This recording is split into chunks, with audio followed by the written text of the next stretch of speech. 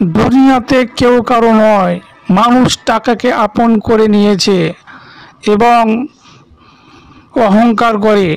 কিন্তু এই অহংকার কতদিন? হয়তো মানুষ 80-100 বছর জীবিত থাকবে, তারপরে কবরে যেতে হবে। সেদিন কি জবাব দেবে? এই টাকা আপনাকে জান্নাতে নিয়ে যাবে না যদি আপনি সৎ পথে যদি ব্যয় না করেন। এই টাকা ধ্বংসের কারণ হবে। তো টাকাকে আপন না করে আপনি সৎ পথে চলুন এবং টাকাকে মাধ্যম হিসেবে গ্রহণ করুন, এবং টাকাকে জীবন হিসাবে না গ্রহণ করে মাধ্যম হিসেবে গ্রহণ করুন।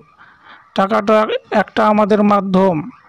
তাই মানুষ টাকাকে আপন করে নিয়েছে। এই টাকাই একদিন বিপদে ফেলবে।